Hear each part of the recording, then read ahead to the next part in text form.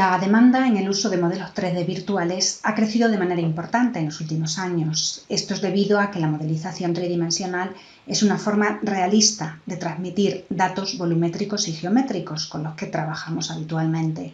Y además disponemos de dispositivos que crean modelos 3D virtuales de una forma relativamente rápida y con gran exactitud. Son muchas las disciplinas que usan modelos en 3 dimensiones para diferentes propósitos. Por ejemplo, la ingeniería civil en el estudio de deformaciones de infraestructuras, levantamientos de yacimientos arqueológicos, en la industria del diseño y la animación, estudios forenses en recreación de escenas criminales o accidentes de tráfico. Pero empecemos por el principio. ¿Qué entendemos por un modelo 3D virtual? Un modelo 3D virtual o digital es una representación esquemática visible de un objeto en un espacio digital de 3 dimensiones. En esencia es un conjunto de fórmulas. Decía el estadístico británico George Box en 1976, refiriéndose a los modelos matemáticos, que todos los modelos están mal, pero algunos son útiles. Entendiendo que un modelo es una versión simplificada de la realidad, lo que pretendemos con un modelo 3D es obtener una representación lo más fiel posible de esa realidad. Bien, ¿y cómo construimos un modelo 3D? Pues actualmente disponemos de 2 métodos. Uno es usando un escáner 3D, lo que se conoce como modelado basado en medida, y el otro método es a partir de fotografía digital, con los sistemas de modelado basado en imágenes. Necesitaremos en ambos casos, además del dispositivo, ya sea el escáner o la cámara fotográfica, un software o aplicación para procesar los datos tomados. Veamos cómo funciona cada uno de estos sistemas. Un escáner es un dispositivo que analiza un objeto, que lo digitaliza para obtener datos sobre su forma, su geometría, su color. Por ejemplo, en esta imagen tenemos un escáner de mano, portátil, de luz estructurada.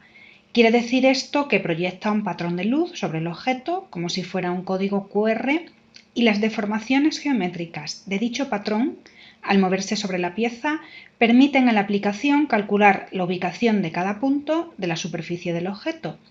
Por ejemplo, en la parte inferior de este escáner vemos el emisor del patrón de luz estructurada. Ese patrón es reconocido por el escáner. Necesitamos además, para captar la deformación del patrón de luz cuando se proyecta sobre el objeto, unas cámaras. Estas cámaras están separadas a una determinada distancia para poder triangular y resolver la posición de cada punto. Por último, disponemos de una tercera cámara para adquirir fotografía, al mismo tiempo que se escanea, y así damos textura o color real a nuestro modelo. En general, un escáner 3D proyecta una luz, que puede ser natural, láser. Esa luz choca con el objeto, vuelve al escáner y con esa información se genera el modelo 3D. Por ejemplo, aquí estamos trabajando con el escáner de luz estructurada mencionado antes, que proyecta ese patrón de luz conocido y que se deforma al chocar con el objeto. Las cámaras del escáner leen esa información y la traducen en una representación tridimensional. Este tipo de escáneres usa una luz que no dañe la pieza, por lo que es ideal para trabajar con objetos de gran valor, como este jarrón de ciruela de época tartésica y que pertenece a la colección del Museo Arqueológico de Badajoz. Importante, ¿qué obtenemos cuando escaneamos un objeto?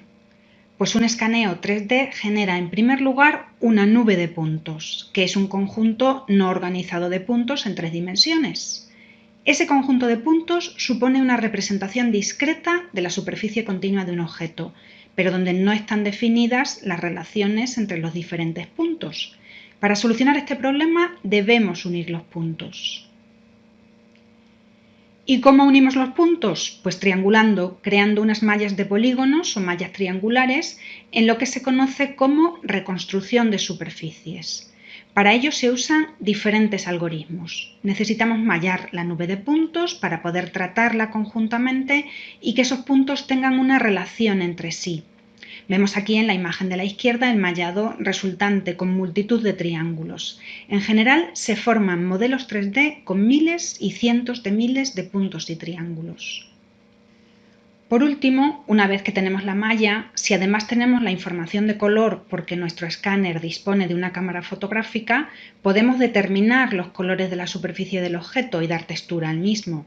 La resolución de la cámara fotográfica del escáner es de gran importancia para que nuestro modelo 3D sea fiel a la realidad. No siempre es necesario capturar el color. Si solo nos interesa para nuestro trabajo la forma, podemos evitar la textura y ahorrarnos tiempo de procesado y espacio de almacenamiento. Con un solo escaneo es posible que no modelemos el objeto por completo, pues quedarán oculta la base y otros elementos. Serán necesarios varios escaneos desde diferentes puntos de vista para después fusionarlos, unirlos y obtener una única nube de puntos. El siguiente paso es eliminar el ruido.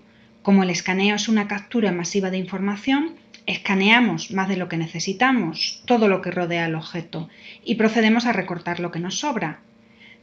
Después se creará y procesará la malla, a la que también se le harán correcciones, como cerrar agujeros, suavizar contornos o incluso reducirla si ocupa demasiado. Por último, le añadiremos la fotografía para poder exportar nuestro modelo texturado. Lo importante es que podemos disponer de modelos con alta resolución métrica, hasta décimas de milímetro, que nos permiten hacer mediciones como si se tratara del objeto real, pero sin llegar a tocarlo ni a dañarlo. Los escáneres que hemos usado en nuestros trabajos tienen una resolución entre 0,1 a 0,5 milímetros y precisiones que pueden llegar hasta los 0,1 milímetros, valores que permiten una fidelidad métrica muy alta. Los escáneres 3D en general ofrecen resultados métricamente muy buenos, pero pueden ser caros y en algunos casos lo que se conoce como curva de aprendizaje, es decir, el tiempo que nos lleva a aprender y usar con soltura un dispositivo, pues puede ser largo. Pero teníamos otra forma de modelar objetos 3D, con cámara fotográfica y con los sistemas de modelado basado en imágenes o sistemas IBM. Con los sistemas IBM se crean modelos 3D a partir de fotografías solapadas, tomadas sobre un objeto o escena desde diferentes puntos de vista. Por ejemplo, aquí hemos fotografiado la ermita de Nuestra Señora de la Antigua, en Mérida, con un total de 90 fotografías, con un solape mayor del 60%, para que existan puntos comunes entre las fotografías adyacentes y el software pueda tener referencias para crear el modelo. En general no es necesario usar una cámara calibrada, es decir, que podemos usar una cámara incluso de nuestros teléfonos móviles. Cuanto mayor sea el número de fotos, mejor, aunque aumenta el tiempo de procesado y el tamaño del fichero.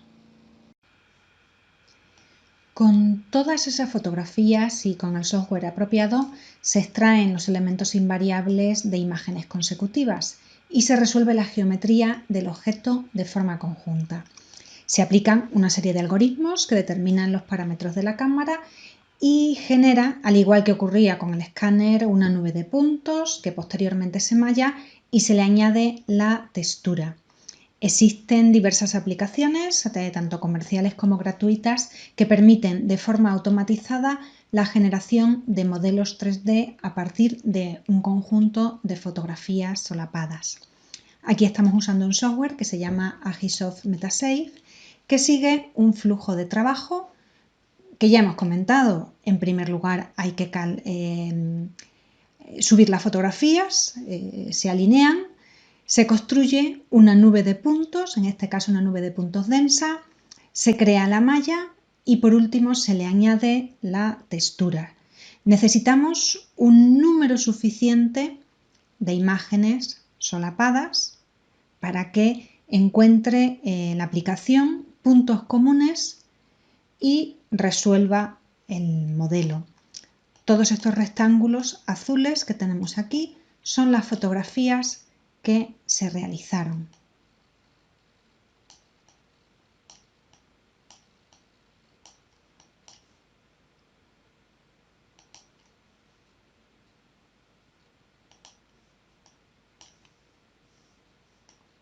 Como resultado, tenemos un modelo 3D a partir de fotografía digital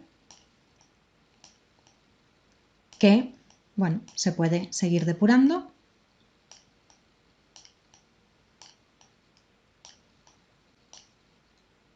y exportando. ¿Y es todo tan bonito como lo estamos contando? Pues no, hay problemas. No podemos modelar objetos en movimiento, transparentes o brillantes. Al escanear esta reproducción de una copa romana semitransparente, no se ha creado un modelo correctamente. Las aplicaciones que procesan los datos no encuentran puntos homólogos en imágenes o escaneos contiguos y por tanto no pueden formar el modelo. Una solución puede ser cubrir el objeto con una fina capa de polvo o spray, aunque esto lógicamente es inviable en objetos arqueológicos. La luz ambiente nos va a limitar en nuestro trabajo. En el caso del escáner de luz estructurada, porque una iluminación excesiva debilita el patrón emitido por el escáner. Como ambos sistemas, escáner y sistema IBM, se basan en la lectura de la luz reflejada sobre la superficie, son idóneos los objetos no muy oscuros y con reflectancia lambertiana, es decir, aquella superficie que refleja la energía incidente desde una dirección igual en todas direcciones. Cada método, escáner y fotografía digital, tiene lógicamente sus ventajas e inconvenientes. Por regla general, el escáner ofrece una métrica muy precisa, pero la textura depende de la resolución de la cámara con la que viene el escáner. Además, como ya dijimos, la curva de aprendizaje suele ser más larga. En cambio, en los sistemas IBM, los sistemas de modelado basado en imágenes, en general, la métrica está menos controlada, pero podemos usar cámaras de alta resolución para obtener textura de calidad. Si conseguimos funcionar la malla del escáner con la información de textura de alta resolución de los sistemas IBM, tendremos lo mejor de los dos mundos. Aquí tenemos el resultado de fusionar ambas técnicas. Primero, escaneamos la figura con un escáner de luz estructurada, que nos ofrece una alta exactitud métrica, recordemos, del orden de décima de milímetros. Después generamos el modelo 3D a partir de fotografía IBM con una cámara de alta resolución. Y hacemos lo mismo. Tenemos dos modelos de un mismo objeto obtenidos con dos procedimientos diferentes, con una alta resolución métrica uno y una gran calidad cromática el otro. Nos encontramos con un problema. El escáner ofrece el modelo escalado, es decir, conocemos sus dimensiones, pero el sistema de modelado basado en imágenes no. Con el software apropiado damos escala al sistema IBM para adaptarlo a la métrica del escáner, pero solo conservando la textura que se superpone a la malla del escaneo, generando un producto que visualmente tiene pocas distorsiones y métricamente me permite hacer mediciones con rigor. Bien, como ya sabemos, podemos crear un modelo 3D de un objeto o una escena cualquiera usando un escáner 3D o con fotografía digital con los sistemas de modelado basado en imágenes. Podemos incluso fusionar las dos técnicas, escáner y fotografía, para conseguir una métrica y una textura exacta. El primer producto que obtenemos es una nube de puntos, que se triangula, se malla, se corrige y se le da textura, esto es, información fotográfica, antes de obtener nuestro modelo final. ¿Qué hacemos ahora con el modelo? Pues podemos crear catálogos de piezas virtuales, imprimirlo en 3D, difundir la información por Internet o compartirlo en redes sociales. Una de las aplicaciones para las que hemos usado los modelos 3D, en este caso con fotografía digital, ha sido para estudiar relojes de sol. Creamos un modelo 3D de un reloj de sol romano de la colección permanente del Museo Nacional de Arte Romano de Mérida y del reloj de sol de la fachada de la iglesia de Nuestra Señora de la Asunción en La Garrovilla. Esta iglesia se construyó en el siglo XVI, pero se le añade el reloj de sol en los años 50 del siglo XX. Recordemos que no es necesario tocar el objeto para crear el modelo y que podemos realizar mediciones con el software adecuado sobre los mismos. Bien, pues a partir de la medida de estos modelos y calculando la latitud para la que fueron construidos, comprobamos que el reloj de sol romano se construyó para una latitud de unos 38 grados aproximadamente. Recordemos que la latitud de Mérida es de 38 grados 55 minutos. La latitud para la que fue construido el reloj de sol de la Garrovilla, según los cálculos realizados sobre el modelo, es de 48 grados, la latitud de París, mientras que la Garrovilla tiene una latitud similar a la de Mérida, 38 grados 55 minutos. Pues con estos datos comprobamos que el reloj de sol romano tenía un uso real, mientras que el de la Garrovilla era meramente decorativo. En cuanto a la difusión de la información por Internet, una de las redes que estamos usando para difundir nuestros modelos 3D es Sketchfab. Esta red se fundó en el año 2012 en Francia, siendo un sitio web usado para visualizar y compartir contenidos 3D online. Los usuarios de esta web crean su propio perfil donde suben sus creaciones que pueden ser descargadas por otros usuarios. Incluso algunos de los modelos subidos son susceptibles de ser impresos en 3D. Multitud de museos, empresas del sector del modelado y organizaciones o artistas y profesionales del sector exponen y comparten sus trabajos virtuales dentro de una filosofía de red social. Los modelos se agrupan en colecciones que el usuario crea. En nuestro caso tenemos colecciones sobre paisaje y territorio, objetos arqueológicos de diversos museos o tumbas prehistóricas. Una vez que nos hemos dado de alta en la plataforma y con nuestro modelo 3D en un formato compatible, podemos subir el modelo comprimido.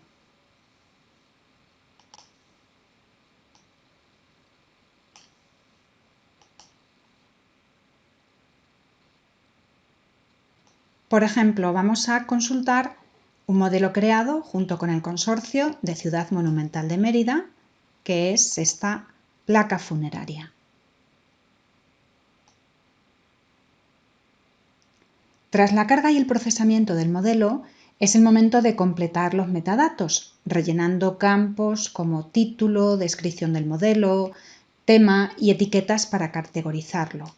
Aquí podemos ver una descripción de la placa, cuál es su datación, su cultura, en qué lugar se encontró y cuál ha sido el método para crear el modelo, en este caso, escáner de luz estructurada.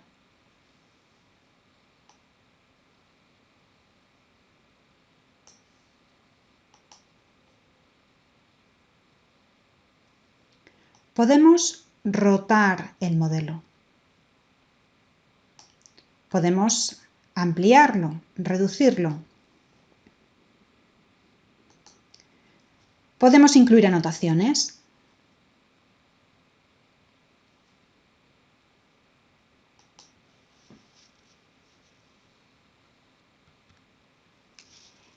Es posible dejar nuestro modelo visible y descargable o no, según queramos.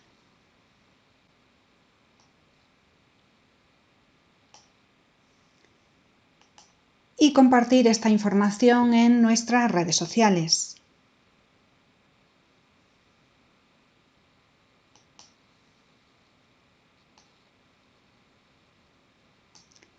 Existen una serie de ajustes como forma en que se rota el objeto, juego de luces, filtros, fondos que el programa nos permite hacer para mejorar la visualización del modelo.